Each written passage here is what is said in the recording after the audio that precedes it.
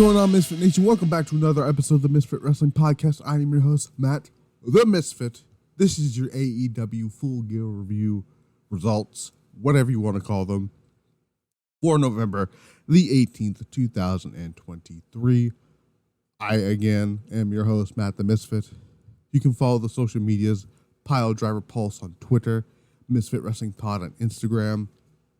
You can also follow the audio outlets known as Spotify, iHeartRadio, Amazon Music, Google Podcast, Stitcher, Audible, and Pandora. And you can also listen to the show on youtube.com/@MisfitWrestlingPodcast, where you can just hit the like button and the subscribe button. You can make that comment down in the below of the comment section if you like the show or whatnot. Doesn't bother me very much here. This show was weird to me, so I didn't fully hate the show, but I didn't think it was the best fucking show I've ever seen, because I thought Wrestle Dream was better than Full Gear. There's matches on the show that I thought, were awesome. Like, for example, that incredible Texas Deathmatch between Hangman Page and Swerve Strickland, the Fatal 4-Way Tag Team ladder match. That was awesome. So I thought that was great here. I didn't mind Claudio and Buddy Matthews. I thought that was a lot of fun. Orange Cassidy and Moxley was okay. Everything else on the show, though, I didn't really care for Eddie Kingston, Jay Lethal. To me, I don't give a fuck about the Ring of Honor world title or any of the titles in Ring of Honor, if I'm being honest here. And I fucking hated the main event for several different reasons. AEW somehow managed to make Jay White look like a fucking loser and a geek all at once. Did the old bait and switch here. They had they had Jay White lose to a one-legged man. And I'll talk about that in just a little bit here. The WWE overbooked the shit out of that main event. And in the course of 4 or 5 hours, they made me give zero fucks about the rest of this devil storyline. I no longer care who gets revealed as the devil at all. Oh, and the other thing I didn't like about the show was the ending of the Swerve Hangman Page match. I didn't care who won the match. Swerve won or Hangman won. I didn't care. My issue was them having, and I didn't even care that Prince Nana was getting involved. My issue was with the fucking Brian Cage spot. That was not necessary for a match that was already excellent. Got ruined by Brian Cage. And I'll talk more about that once we get into there. But we're going to start things off with the 0 hour. Like I said, Eddie Kingston defeated Jay Lethal to retain the Ring of Honor World Championship. We'll talk about Eddie Kingston. He is also involved in the Continental Classic. We do actually have some news on that front of the Continental Classic in just a little bit. I will talk about that. Again, I didn't really care very much about this match here. Near the end of the match, Kingston began to rally and attempt to cover Lethal went attempted for a cover. Lethal went for a pin after delivering an elbow from the top turnbuckle. Kingston countered with countered the lethal injection. Eddie knocked Sanjay dead off the ring apron. Kingston and Jay Lethal collided in the center of the ring. Kingston stopped Jay Lethal from grabbing Jarrett's guitar. But Ortiz came down the ring, had the guitar, and hit Sanjay dead over the head with it. Kingston countered another lethal injection. Kingston caught Lethal with the spinning back fist move that he does at spray tan the gold. Again, I didn't really care much about that here. I didn't, really care very much about that here. But we did find out 2 new names were added to the Continental Classic, and we'd find out some stuff about the Continental Classic here. So currently, if I can find, by the way, that match was 10 minutes and 55 seconds. So new updates to the Continental Classic here. So originally, the Continental Classic was supposed to earn a shot at the AEW World Championship.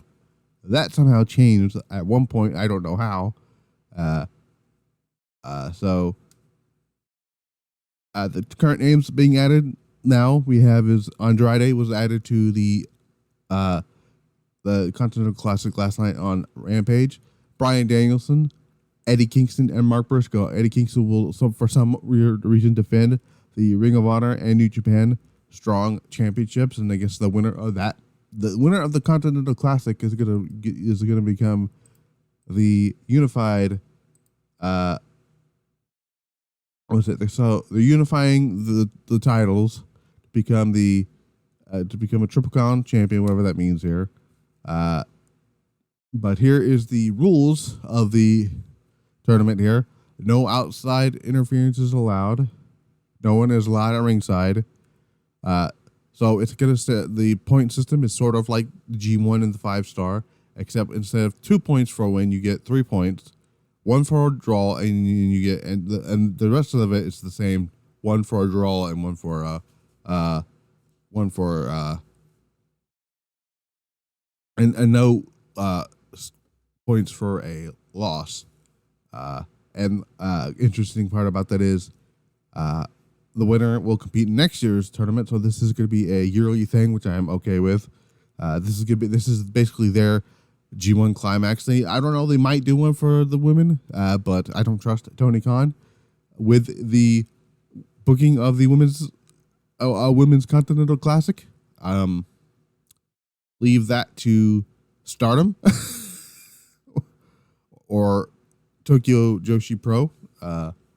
So there is that. Claudio Castagnoli defeated Buddy Matthews via submission here. One point in the match, Claudio sent Buddy down with a boot. Matthews attempted it for a pin that after countering a swing. Claudio eventually spun Matthews into around in the giant swing. Claudio delivered several headbutts to Buddy at the top turnbuckle. Buddy Matthews eventually countered the headbutts. Moments later, Buddy Matthews locked Claudio in a crossface. Claudio used his powers and lifted Matthews into a cutter. Claudio went for a cover after connecting an uppercut. Got a 2 count. Claudio sent Matthews down and forced him to tap out to the sharpshooter and won by submission. A fun little match here. The match didn't last very long here. It was around 10 minutes 30 seconds. Fun little stuff there. I just like the fact that more singles matches for Buddy Matthews is what I like to see here. Buddy Matthews had a great match with Wheeler Yuta on Collision. It wasn't as good as the Dragon Lee Axiom match, I can tell you that, but it was still good. Samoa Joe and MJF defeated the Guns to quote unquote retain the ROH tag team titles. I'm so over at MJF winning, doing these. I'm gonna defend the tag team titles thing while my dude is injured. Shit. So near the end of the match, Adam Cole's music hits. He comes hobbling down to the ring. Well, the fucking I don't remember who was distracted here. Somebody was distracted. I think it was Colton. I'm not sure.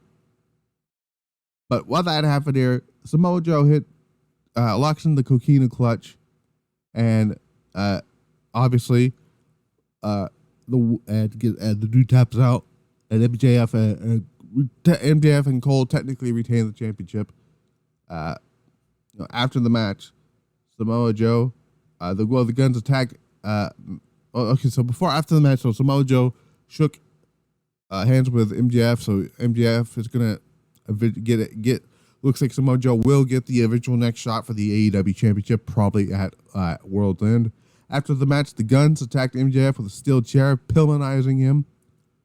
Chair was, like I said, wrapped around his ankle, did the whole Pillmanizing thing, and he was stretchered off in an ambulance, and we apparently were told that he's injured and will probably have to vacate or relinquish the championship to Jay White.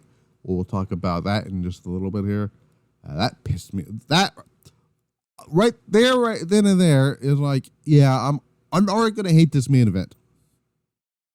It gets worse from there.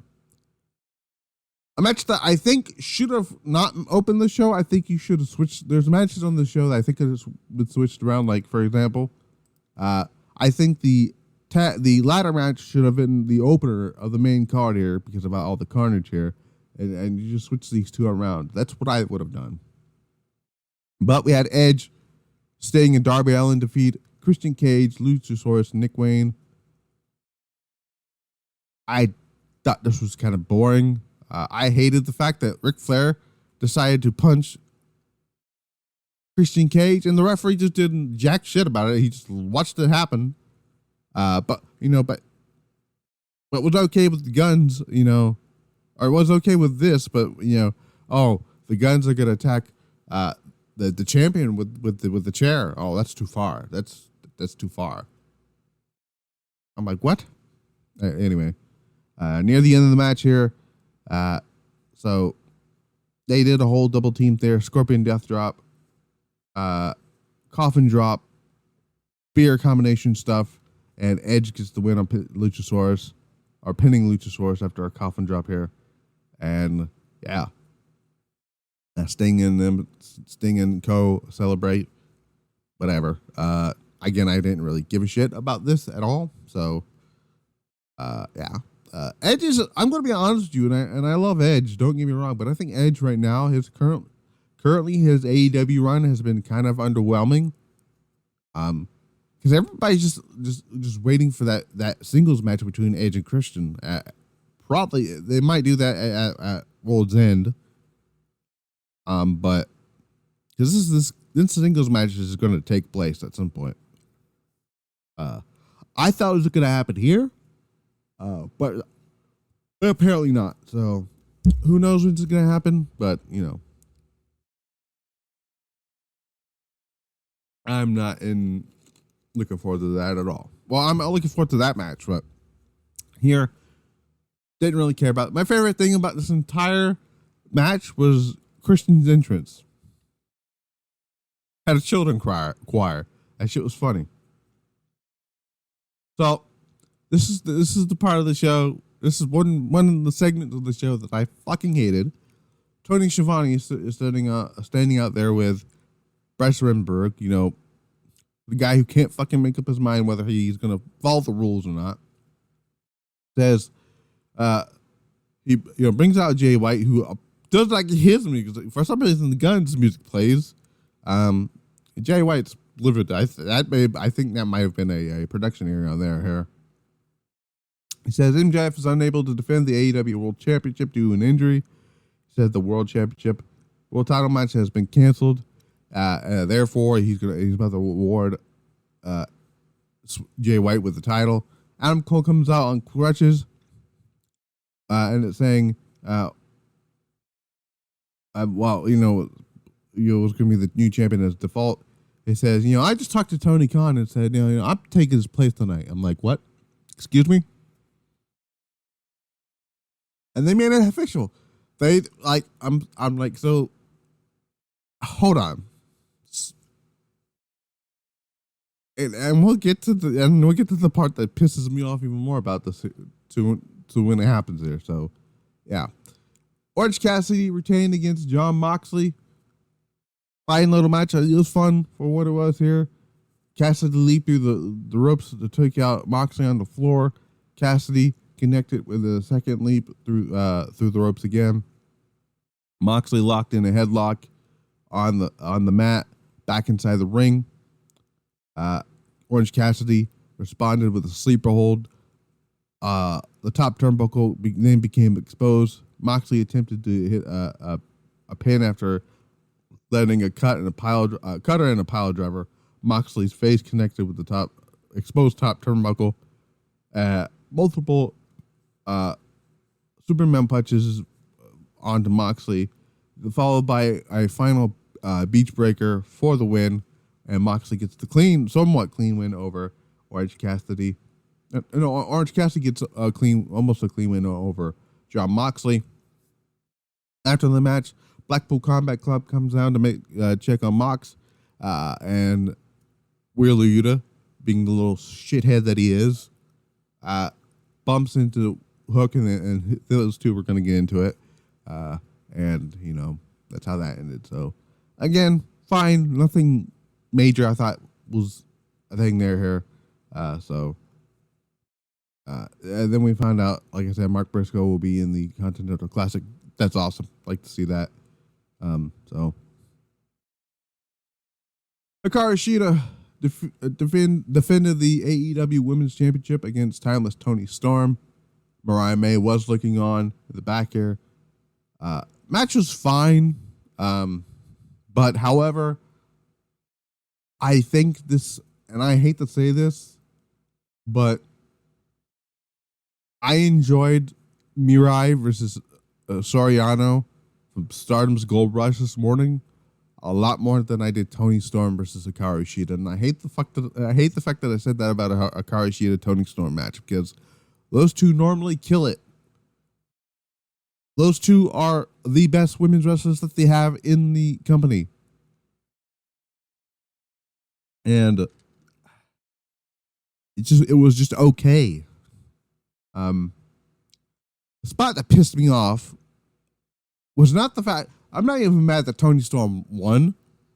I don't think she needed the win, first of all. I could have still done the whole Mariah May coming out, distracting, trying to help Toni Storm and accidentally distracting Toni Storm or whatever and costing her the match. That didn't happen.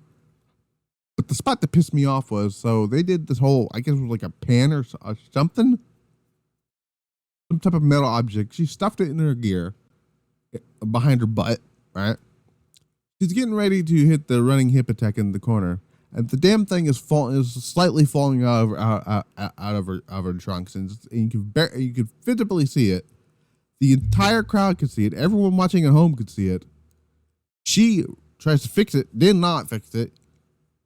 She runs into the running hip attack into the corner,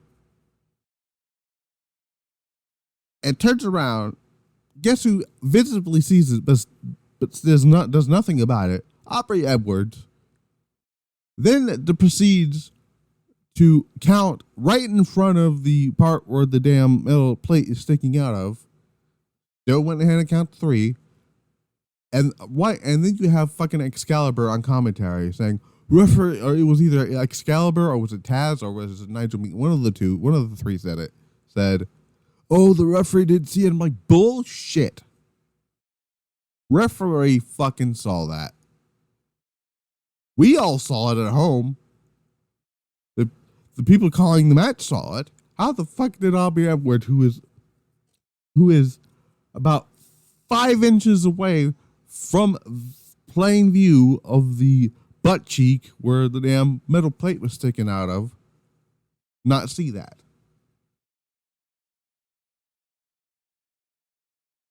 Even Thunder Rosa pointed that out. Like, come on now. Again, I'm not mad that Toni Storm won. It's just the fucking weird ass, terrible refereeing. The show, again, the AEW referees are fucking stupid.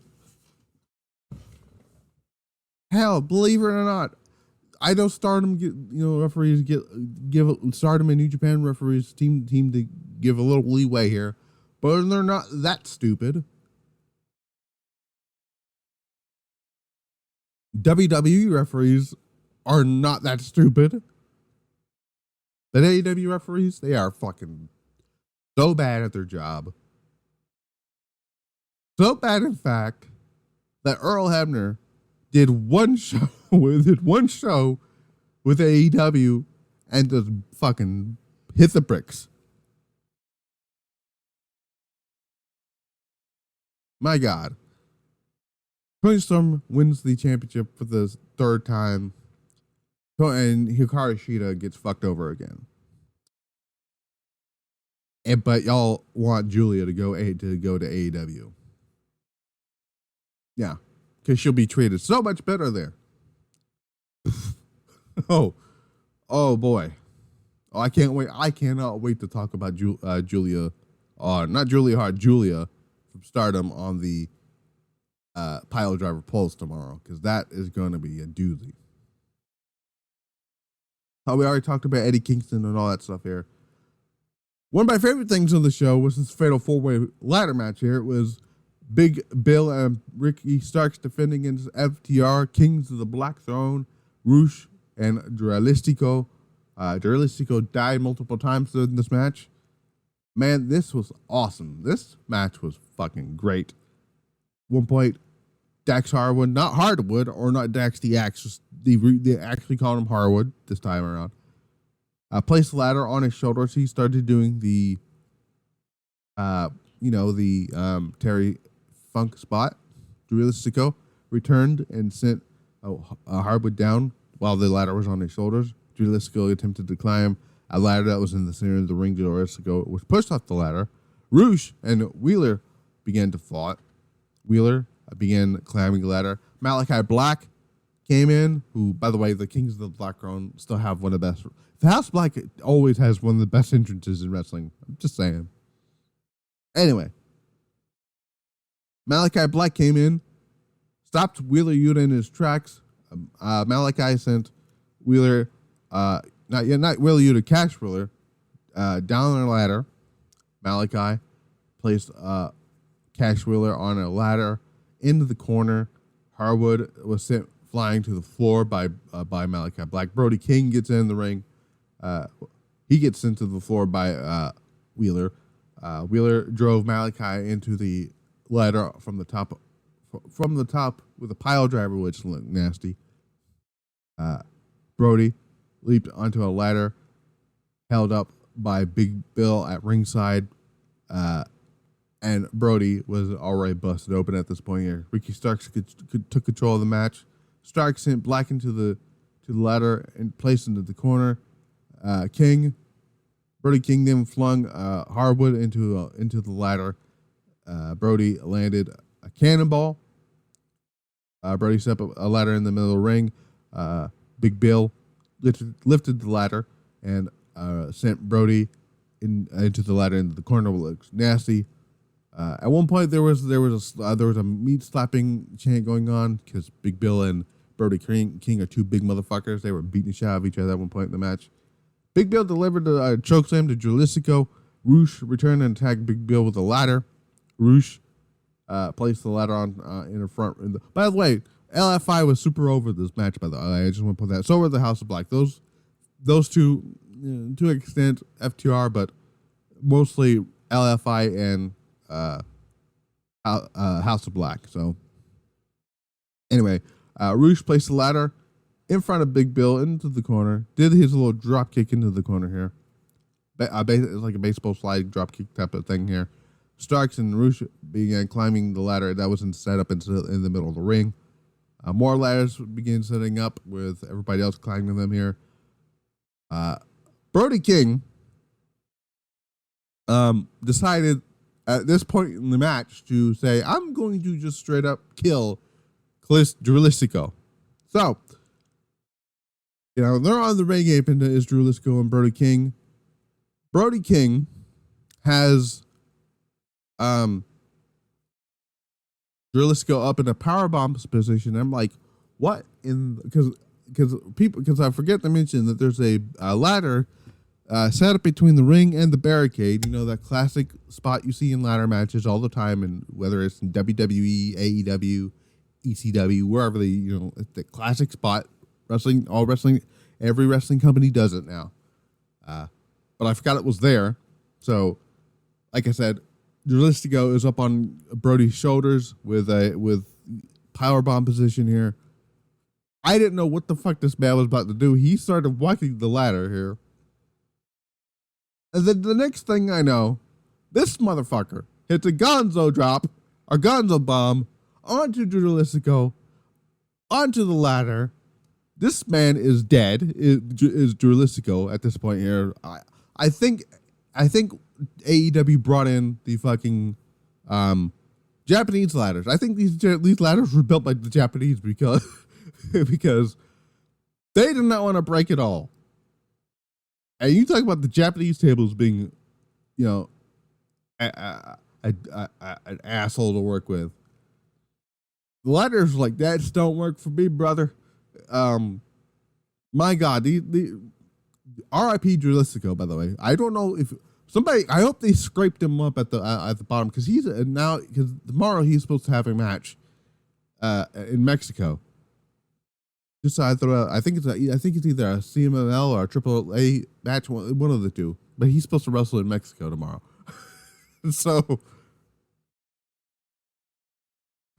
So Brody King now is laying flat out on the ladder here that's set up in between the ring and the barricade.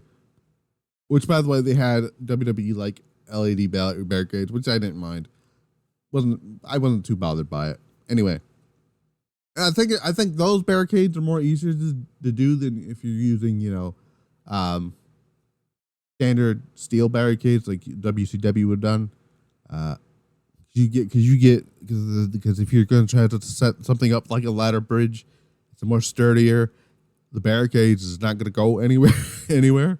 But as I was saying, Brody King was on the ladder, and I'm going to say Wheeler Yuta again. Cash Wheeler decided to do a splash on the Brody King. That didn't break the ladder either. Dax Harwood. So it's the end of a Wheeler and Brody and Drilistico at this point here. Dax and Stark start climbing the ladder that's in the center of the ring. Dax was taken out, and at the end of it here, Starks managed to grab the titles after hitting Cash Wheeler, who was able to somehow get back into the match with one of the belts here. And Ricky Starks and Big Bill retain the AEW Tag Team titles after an insane fucking ladder match. Man, that was awesome. I enjoyed the hell out of this match here. They all four teams look good here. Hopefully, I don't know what they're gonna do with House of Black next. Hopefully, my hope is because Nigel McGuinness made a mention of this on commentary. Is I hope Malachi Black is entered into the Continental Classic, because who wouldn't want to see Malachi Black versus Bryan Danielson, or Malachi Black versus Mark Briscoe, or Malachi Black versus Andrade, or Malachi Black versus Eddie Kingston, or or whoever else is there. I think Malachi Black should be in the it's also Swerve Strickland. We'll talk about Swerve in a little bit here. So there's that. AEW TBS Championship match. I tweeted out, but they surely can't have the House of Black lose back-to-back matches, can they? Right? It's Chris Statlander defending the TBS title against Sky Blue and Julia Hart. Sky Blue came out with new music that was first reported by Bodyslam.net, which was then backed up by Fightful Select.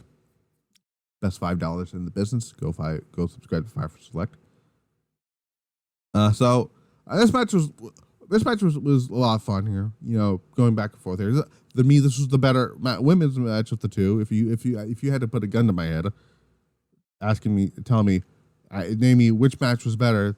The women's title match between Toni Storm and Shida, or the triple threat. I would say the triple threat, 100% here. So if I'm going to, actually I'll rank that in a second here. So I'm just going to cut to the end of the match here. So Statlander drove Sky's face into the mat here. Statlander dragged Sky into the corner. Julia sent Statlander into the floor. Julia was able to connect with her beautiful moonsault from the top rope. Statlander was able to pull Hart out before the 3 count happened here. Statlander landed a scoop power slam onto Julia Hart. Statlander kicked out of a cover of a blue attack, which looked beautiful, by the way. That was a great counter too. Julia returned, connected with a lariat onto Statlander. Julia was able to put in the heartless submission move. And Statlander delivered a series of German suplexes to the Sky Blue and Julia Hart. So Statlander was able to hit Saturday Night Fever onto Sky Blue, but Julia was able to steal the pinfall on to Sky Blue for the win, and Julia Hart is now the new AEW TBS champion. This was the right decision on this show. One of the few right decisions here on the show that I actually agree with. Personally, I would love to see Malachi and Brody win the tag titles. They didn't. Maybe in the future they might have singles plans for Malachi Black. But this was so far when it comes to the right decisions here, Orange Cassidy winning was the right decision here. Edge, Sting, and Darby was able the right decision here. And so was Julia Hart. So if I had to rank the top women's matches this weekend, I would go with Mirai versus Soriano. Then I would go underneath that. I would go with Azumi, Suzuki, and Starlight Kid. Then the 3-way with Julia Hart, Statlander, and Sky Blue. And then at the very bottom of the barrel, it's the women's title match from pay-per-view tonight. So then we go into who is all elite, bruv. Tony Storm brought out AEW's latest recruit here. It was announced on Twitter that AEW had come to terms on a new signing here. Now, I should stress out here, Tony Khan never said on social media that this person was going to be a brand new wrestler or somebody who was debuting. He just said this person signed their contract. Well, it ended up being just the surprise of nobody. It's the aerial assassin, Will Ospreay, who is still currently under a New Japan contract. He comes out, signs the contract with AEW.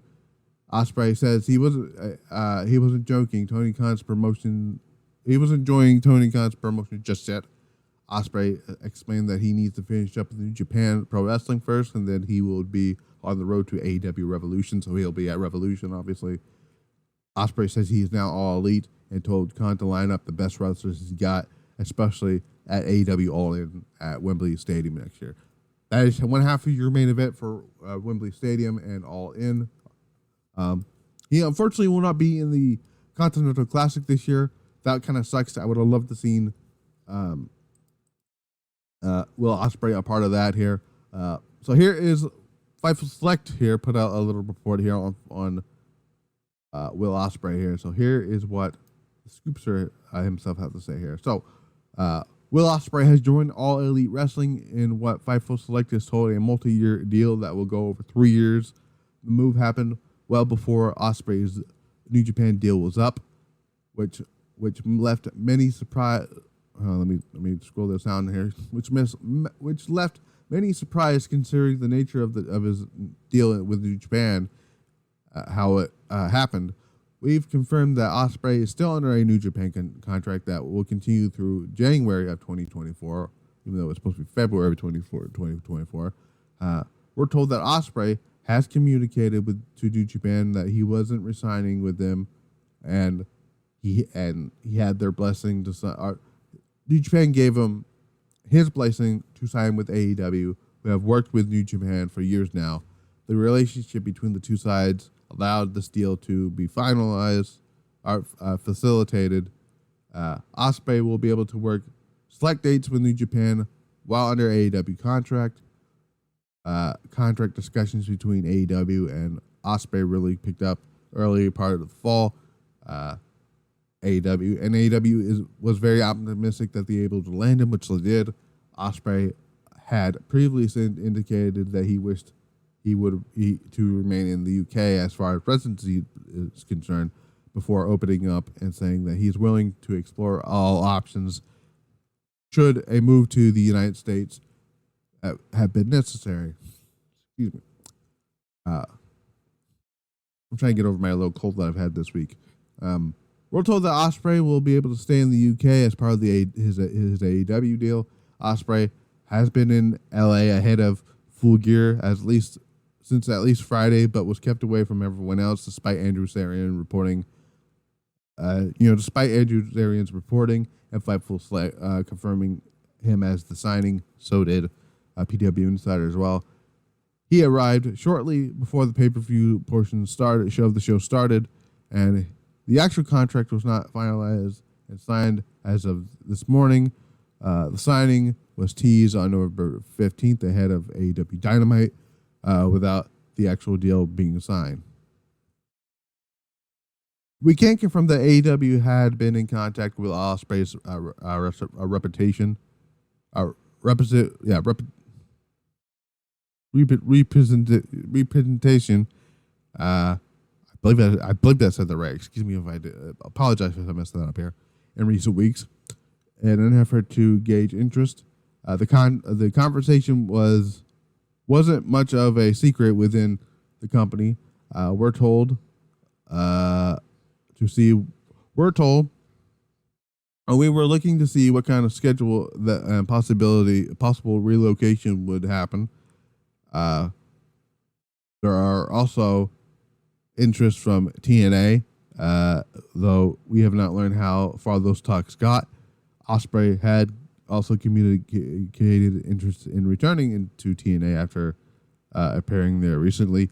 WWE sports sources that we spoke to claimed that they hadn't gotten an official word of the signing, but figured by this week that Ospreay was AEW bound. By Friday night's collision, several talent within AEW were openly discussing the signing. So AEW signed Will Ospreay. So there it is. This was obvious here. I was also told Will Ospreay was the signing around the same time that Andrew Zarian and them did. It just made sense. What gave it away as Will Ospreay being the signing right after it was announced that a new signing was happening was the fact that Will Ospreay was not booked for any shows this weekend or any shows currently up until Wrestle Kingdom. I don't know if he's booked for any shows in December for New Japan, but this weekend he was not booked for any shows, and it just made a lot of sense here. Mercedes Moné was not cleared. She was never going to be the mystery signing. Fightful did confirm that. It wasn't Ronda Rousey. Ronda Rousey's on a handshake deal with the AEW. She's doing stuff with the Ring of Honor right now, so it was always going to be Will Ospreay that was going to be signing with the AEW.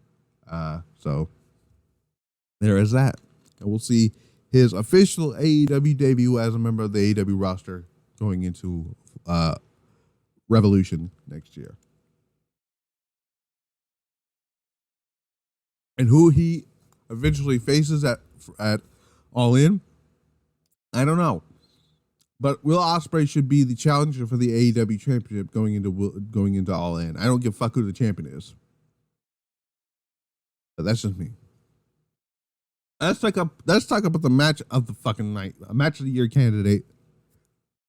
Outside the finish, this match was incredible. This match was brutal as hell. This is the Texas Deathmatch. Hangman Adam Payne, Swerve Strickland. My God, I can't even do this match justice here. I cannot do this match justice. Dear God. So, there are spots here that I don't even... Hangman is just stapling things to do the Swerve here. And fucking... It was crazy. Let's pick up some stuff here. Let's pick up some stuff here on this here. So, at one point, Prince Nana attempted to get involved. Strickland, he pulls, does all that stuff here. Strickland counters a buckshot layer. Strickland sends the barbed wire chair that I guess Hangman Page brought into the ring here. Into Page with his boot. Page then delivered a tombstone pile driver to Strickland onto the barbed wire chair. Strickland hit Page with the barbed wire chair while on the turnbuckle doing, I think it was like a power bomb attempt, but yeah, it was a power bomb. Followed up with a swerve stomp. Strickland brought in a bag in the ring. I thought it was thumbtacks. Nope, it was just shattered glass because, must be a CM Punk reference. CM Punk coming back. I'm just kidding. Did the swerve stomp while the glass was on the back of Hangman Page. That looked disgusting. But Page was able to somehow getting back on his feet. We're in the ninth inning of this match here. Or the ninth inning of this match, excuse me. The action briefly spilled outside the ring. Nana pulled out a barbed wire board that was sent into the ring. Swerve placed the board in between two chairs. Page sent Strickland through the board with a, I think it was supposed to be like a follow away slam from the top rope. I don't know if that's what it was here. Then he hit a power bomb, then a dead eye onto the board. Swerve gets up here. Barely. Page then wraps barbed wire around the head of Swerve Strickland. Page connects the box shot layer, which looked nasty. Nana, again, gets in the ring here to break the referee's count here. Brian Cage, this is where I got annoyed here. Brian Cage, who didn't need to be a part of this match, got involved, did his stupid shit, attacked Page. Brian Cage pulled out a table from underneath the ring, and then Page basically got rid of Brian Cage after that here, and to me, kind of sucked out the life of the crowd and of this match here, because after that, I did not give a shit about the rest of the match, because that ruined the rest of the match for me. I still loved the match, but I would have just done without the ending of that there. Nana got back into the ring here. He hit Page with a chair. Page sent Prince Nana through the table with a dead eye. Well, which I think Taz said this man he's about to kill this man, which I thought that cracked me a little bit. Swerve struck Page with a concrete block, a cinder block, and then Swerve began to choke out Page with a steel chain, and Page was unable to respond to the referee's count. And Swerve Strickland gets the win here. I didn't mind Swerve winning the match, right? My issue was the Brian Cage stuff. I hated that. Didn't need it. To me, that took away from what I thought was an excellent match. Now, my next problem, hopefully, isn't a problem, because I do not. If the plan is to do a 3-match series with this, I have no desire to see a third match with these two. They're probably going to do one now because Brian Cage and Prince Nana, again, got involved in the match. And if you were going to do that, probably Hangman Page should have won here. I get it. It's 50-50 booking. I don't give a shit. I'd rather them do the 50-50 booking and then them having Swerve beat him not once but twice, and then for some reason Page winning another match with Swerve after losing twice to Swerve. For you know what I'm saying? So other than that, other than the Brian Cage stuff, I thought this match was excellent. This is a match of the night here. If there was one match with the show, I would encourage you guys to go watch this match and the Fatal 4-Way Tag match, and maybe the Triple Threat match. So that's what I would say there. Tag team action. Kenny Omega and Chris Jericho take on the Young Bucks. If Jericho and Omega win, they get the Bucks' shot at the tag team titles. If the Bucks win, then Omega and Jericho need to disband their tag team. Don Callis, the cunning piece of shit, was on commentary for this match here. Even in their home state, the Young Bucks are hated, which I thought was funny. The match was all right. Not probably my least favorite not Chris Jericho, my first least favorite Kenny Omega match. That's not true. The match at All In I didn't really find too intriguing either. But it wasn't, so dick kicks and all that stuff. The Young Bucks did turn heel in this match.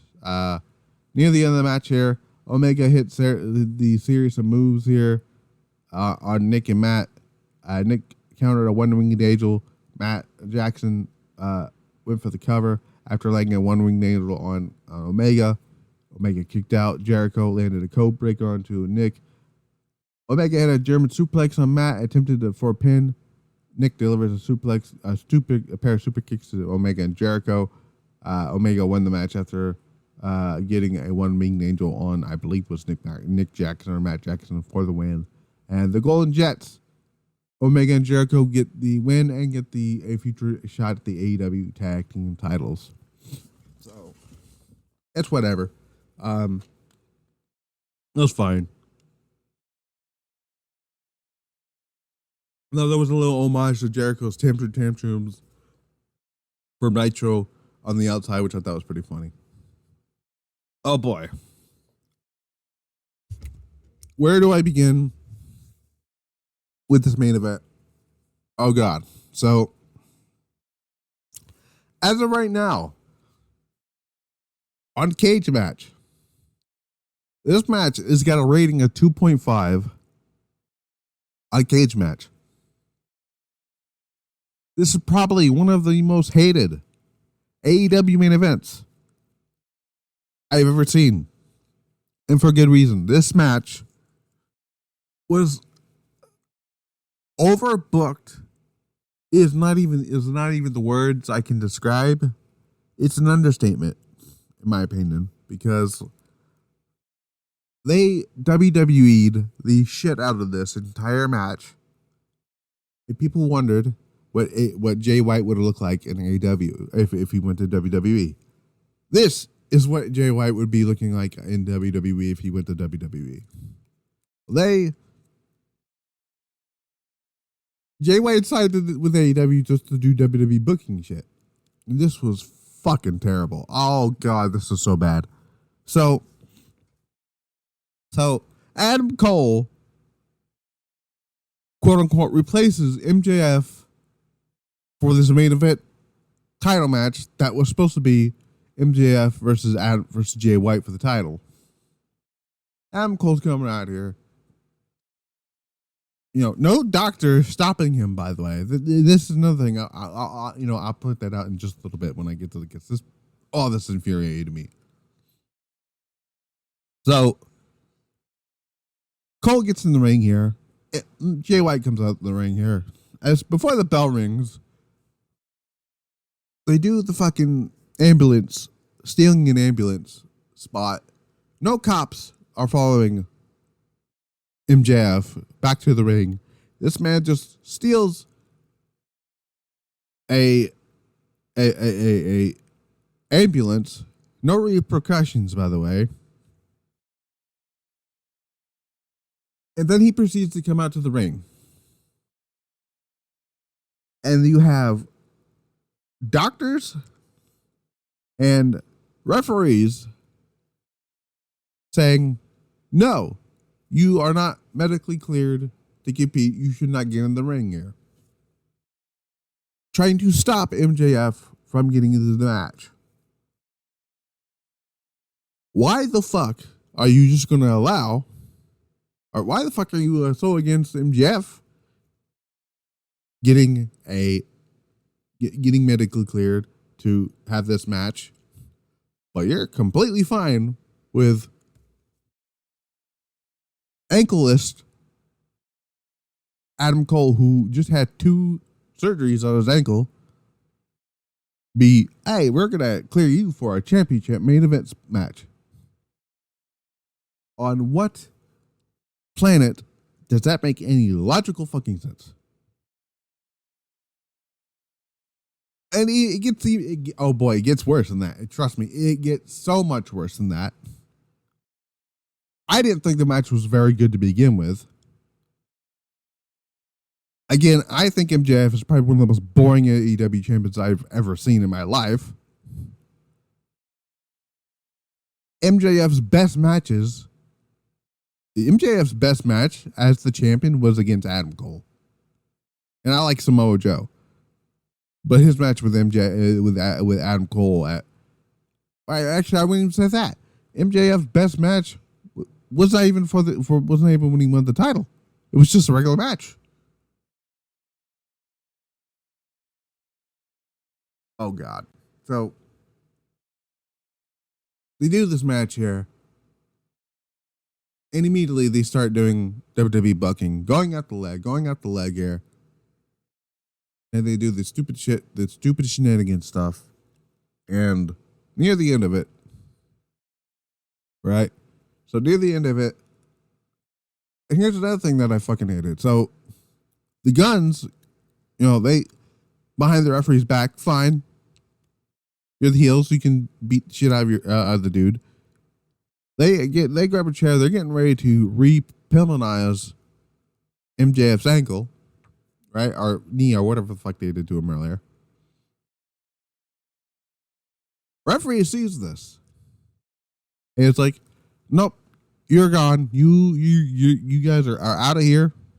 You're gone. Move it to the back. And I'm sitting here watching this, and I'm like, why the fuck did you not do that for Ric Flair at the beginning of the show? When he visibly, in front of your pupil eyes, put his hands on Christian. Yes, Christian shoved him. Okay. But Christian's a participant in the match. Ric Flair is not. Ric Flair laid his hands on one of the participants in the match.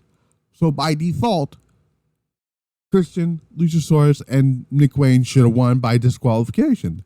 But that didn't happen. He just let it go. Meanwhile, these guys, the Gun Club is getting ready to re-penalize MJF's ankle. And he's like, nope, I seen it. Get the fuck out of here. Even though they did not even touch him with the chair yet. Reichensberg is fucking stupid. Aubrey Edwards is fucking stupid. Rick Knox is a fucking moron who should be fired after what he did with Jon Moxley. Letting that match continue after Moxley was concussed. That's for another topic.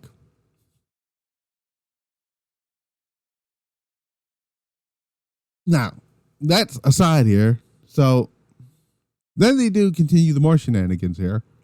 So, not only is MJF competing on quote unquote one leg here, he gets hit with the Ring of Honor tag team titles, right?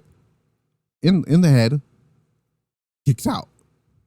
I'm like, oh God, okay. This motherfucker does the kangaroo kick and these fucking moves that land right on his knee. Okay. Then they do the diamond ring spot. Well, first of all, the table that MJF tried to put Jay White on was not having this fucking match. He said, fuck this match, I'm out. Then this dumb motherfucker decided to get on the top turnbuckle because he thinks he's Macho Man Randy Savage and he thinks he's the greatest of all time here. Decides to do an elbow drop on a table that doesn't exist anymore. Man landed flat on the floor and pretend like it didn't matter. Then they do the fucking dynamite diamond ring bullshit again, right? So MJF, so they do the stuff here, and then Jay White drops it, and then after one hit across the head, well, before that, the Guns try to get involved again. Didn't work out here. Then they do the one hit with the stupid ring, and not even a slow count, right? On one leg, pins Jay White clean. Well, not clean. 1, 2, 3. Jay White loses his first match in AEW. A singles match, by the way. To a fucking ring. Not only did he lose to a fake ring, he lost to a one-legged man. So now throughout the night, we should have not been able to believe that a fully healthy, rested, fully charged Switchblade Jay White should be. I should not be able to believe that a fully healed Jay White cannot beat a one-legged Adam Cole or one-legged MJF. But here we are, 5 hours into this show, and they proved me how dumb they fucking are with this. This was fucking atrocious. This insulted me as a wrestling fan, right? And I expect this shit with WWE. That's why when WWE does it, I'm not that fucking angry as I'm sure I was angry with it with the WWE shit, but I expect it because it's WWE. I don't expect this shit with AEW, but they did it anyway. So now, me as a fan who is, by the way, I love Jay White, right? At first, like, okay, I can fully admit that at first I was not a Jay White fan, and then he started growing on me with these matches he was having with Kota Ibushi and Okada and fucking Tanahashi and who else was he having matches with in New Japan? Ishii maybe and Shingo Takagi and Naito and those guys, right? And he started proving to me like this dude is fucking fantastic. He's great on the mic. He's great in the ring. He carries himself like a champion here. This man was New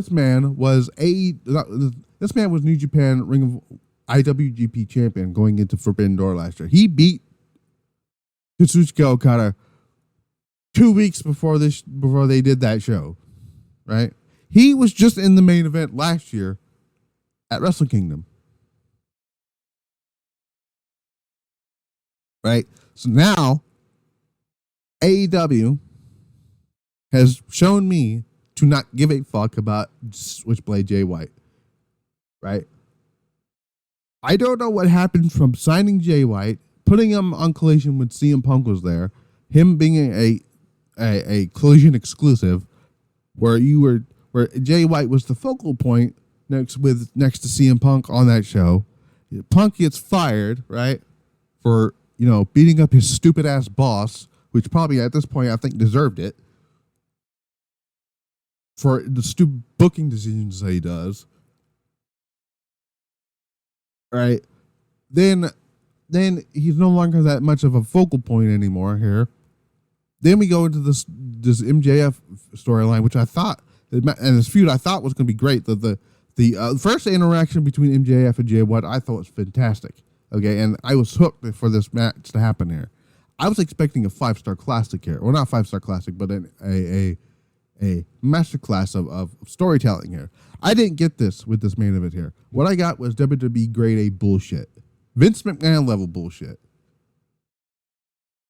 This right here this made the Roman Reigns finishes that we've been seeing for the past 3 years feel like masterclass storytelling. Because I can gauge right now, I fucking hate those finishes. Those finishes have been outplayed and people hate them. But here they made those feel like a walk in the park. This was awful. I do not give a shit about this storyline anymore. It took 3, and I said this to one of my friends. I no longer care about the devil storyline. I no longer give a shit who becomes revealed as the devil. I don't give a shit anymore. Let me see. I put the tweet out here. Well, let me see if I did this. Let me see. Where did I put this here? So AEW, the following things killed my interest in Jay White as a main eventer, killed the devil storyline interest for me, and made MJF's title run even worse than it already was. MJF to me is one of the worst, if not the worst, AEW World Champion. I think he's worse than Moxley's first run. I think he's worse than Chris Jericho's run as champion. Hell, I think he was even worse than Hangman Page's title run was not even that great, and I think that was worse. He was worse than CM Punk's AEW title run. Punk never even got to actually hold the title that long.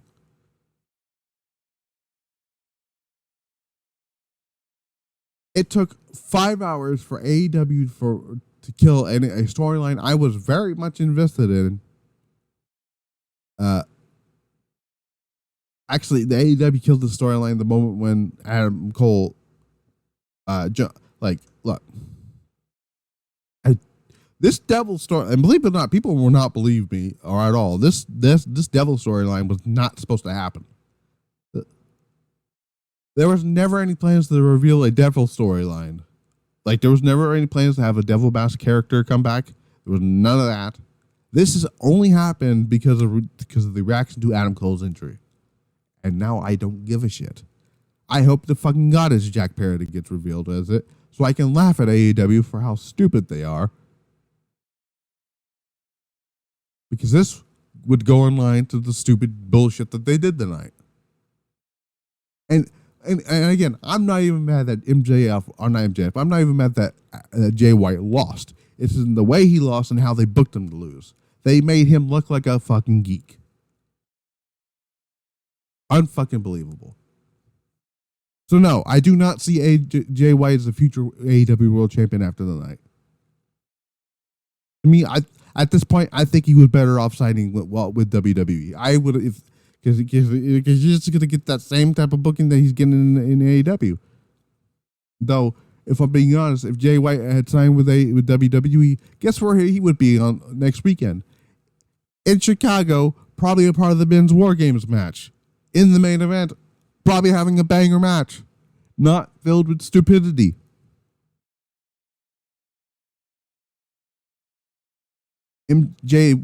Tony Khan is a terrible fucking booker. He's just not very good at his job. He's good at a few things. This was not one of them. But that's what I have to say there. That's my rant on that whole fucking thing here. That really pissed me off. Other than that, the show was okay. I didn't think it was the greatest show on earth. I've seen people throw 10 out of 10. I'm like, go fuck yourself. Be honest. Be very fucking honest. There's no way you can be an AEW fan and be happy with that fucking finish. Yeah, I have seen people saying, oh, people in the venue were happy. I'm like, I can tell you for a fact there are people I know that went to that show and said, that was some dog shit. By the way, they did this whole fucking storyline through the whole entire night. Not one iota of fucking see-throughs was the Kingdom out there. There was no Roddy Strong. There was no not Matt Taven. I think it's Matt Taven. Yeah. And no, the fuck is his name? Mike Kanellis or Mike Bennett, whatever the fuck you call him now. Samoa Joe, who, only did the tag team title match so he could get the world title match with MJF, decided, hey, I did that. Fuck you. Bye. Because he could have lost his automatic rematch with MJF because he wouldn't have been against MJF. He wanted a match with MJF. So, but yeah. Other than that, again, outside of that bullshit, wasn't a bad show, but I didn't think it was like the greatest AEW show. This probably was the worst Full Gear. If I had to rank all the Full Gears at the top, I would go with last year's Full Gear. No, 2021's Full Gear was fantastic. Then I ranked 2019's Full Gear, 2020, and then 2023. And this, to me, this was the worst of the Full Gear shows.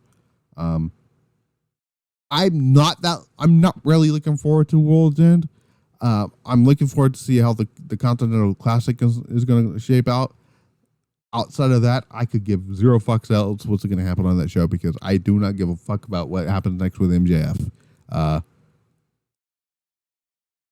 I hope he has an open challenge on Wednesday and then loses it in a squash match.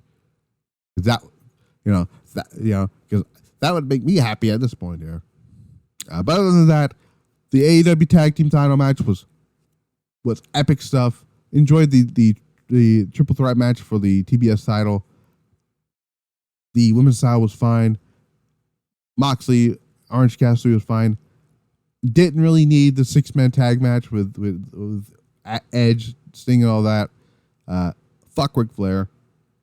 Swerve, Strickland, and Hangman Page should have been the main event. Right now, that should have been the main. That's my main event. That was match of the night. So I'm gonna give this show, based on those 3 matches alone that I mentioned, the TBS title match, the Fatal 4-Way match, and then the Texas Deathmatch. I'm gonna give the show a. I'm gonna be somewhat fair and give it a 6 out of 10. I would have given this show a 7 out of 10 or an 8 out of 10 had they not done that dog shit main event storyline that they fucking overshot it. So, but other than that, I've been Matt the Misfit. This has been the Misfit Wrestling Podcast. I will see you guys tomorrow for the Pile Driver Pulse. We'll talk about Julia and the whole stuff with her in the WWE, which at this point in time, I think she is more WWE bound because after the way they booked the night's women's title match, I have no. Why would you want to see her in AEW? And when you look at the stuff that was going on on SmackDown with Damage Control, I think she's better off going to WWE. Triple H just gives a shit about his Joshi wrestlers. Just I throw it out there. By the way, SmackDown destroyed Rampage. Not Rampage. Well, they destroyed Rampage too, but they destroyed Collision in the fucking ratings. I'll talk about that too. Kazuchika Okada, we'll talk about that as well. There's interest in him with WWE. No fucking shit. WWE may be having cold feet on Jade Cargill. I fucking knew this like months ago. Because apparently, according to Dave Meltzer, he said, which let's take that with a grain of salt, but he said, my gut is that WWE saw her, Jade Cargill, wrestle and is now not sure. She is not very good as a professional wrestler. I'm sorry. Don't bring her in and think you're going to get as much as I don't like her, Charlotte Flair, or she's not Charlotte Flair, she's not an Io Shirai, she's not a Kairi Sane. She's not as much as I don't like her, Bianca Belair. She's not as a character. I don't really mind her as a wrestler, but as a character, I don't get off my TV. As a person, she's great. But as a person and as a wrestler, she's a great person. Okay wrestler. Hate her character. Anyways. Or gimmick, rather. And so She's not a Bailey. She's not Sasha. She's not any of these people. She's still green. She needs work, but I'll talk about that on Sunday's show, as well as Ronda Rousey news, which is very interesting here. She did Ring of Honor tapings. We'll talk about that. Again, we'll talk about the ratings draw that Io Shirai currently is, because she is the draw. Just saying, Triple H, if you're listening to the show, Bayley versus Io Shirai for the championship at WrestleMania. Bayley should win the Royal Rumble.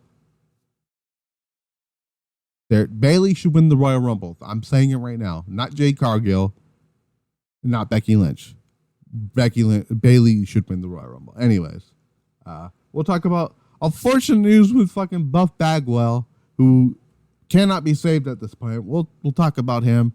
And Hulk Hogan's dumbass son. We'll talk about him too and all that stuff here. Other than that, we'll talk about all that stuff here. We'll also talk about New Blood West, that show, which I thought was a fun little show, with a few great matches on that as well.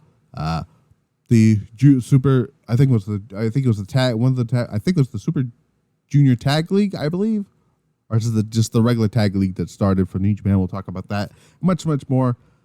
Until then, I've been Matt, this has been the Miss Wrestling Podcast. This has been your AEW Full Gear Review. Next week, big week for this coming up week, Survivor Series week. We got Raw, the Go Home show for Monday Night Raw on Monday. Possible Randy Orton return. Drew McIntyre 100% joining the Women's War Games match. Randy Orton might be returning on Raw. Will CM Punk come back, or won't he come back? That's another big talking point going into Survivor Series.